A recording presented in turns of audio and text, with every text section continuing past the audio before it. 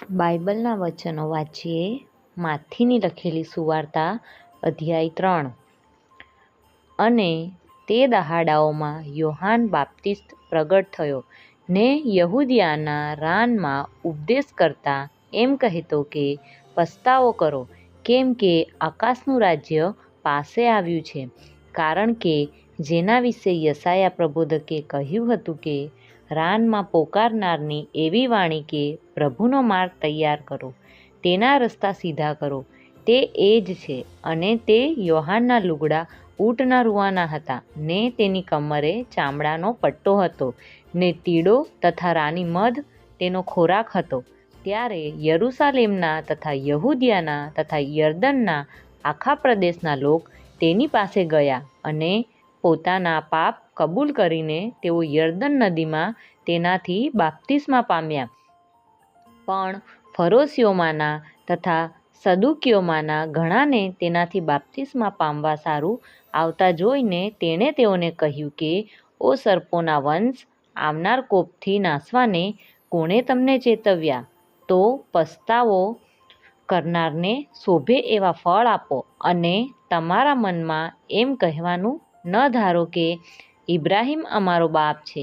કેમ કે હું તમને કહું છું કે આ પથ્થરોમાંથી દેવ ઇબ્રાહીમને સારું છોકરા ઉત્પન્ન કરી શકે છે. અને હમણાં જ ઝાડોની જડ પર કુહાડો મુકાયો છે, માટે દરેક ઝાડ જે સારું ફળ નથી આપતું તે કપાય છે ને અગ્નિમાં નંખાય છે.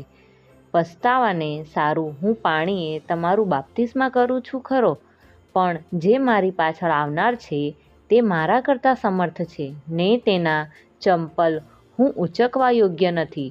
તે તમારું બાપ્તિસ્મા પવિત્ર આત્માએ તથા અગ્નિએ કરશે. તેનું સૂપડું તેના હાથમાં છે ને તે પોતાની ખડીને પૂરેપૂરી સાફ કરશે ને પોતાના ઘઉં ભંડારમાં ભરશે, પણ ભૂસું ન હોલવનાર અગ્નિમાં તે બાળી નાખશે. ત્યારે ઈસુ યોહાનથી બાપ્તિસ્મા પામવા સારું ગાલિલથી યરદન નદીએ તેની પાસે આવ્યો. પણ યોહાને તેને વારતા કહ્યું કે તારાથી મારે બાપ્તિસ્મા પામવું જોઈએ ને શું તું મારી પાસે આવે છે? પણ ઈસુએ તેને ઉત્તર દીધો કે હમણાં એમ થવા દે, કેમ કે સર્વન્યાયીપણું એમ પૂરું કરવું આપણને ઘટાર જ છે. ત્યારે તેણે તેને બાપ્તિસ્મા પામવા દીધું અને ઈસુ બાપ્તિસ્મા પામીને તરત પાણીમાંથી નીકળી આવ્યો. અને જુઓ, તેને સારું આકાશ ઉઘડ્યું ને દેવના આત્માને કબૂતરની પેઠે ઉતરતો ને પોતા પર આવતો તેણે દીઠો. અને જુઓ, એવી આકાશવાણી થઈ કે આ મારો વહાલો દીકરો છે, એના પર હું પ્રસન્ન છું. આમેન. ઈશ્વર તેમના વાંચેલા વચનોને સમજવા માટે આશીષ આપે.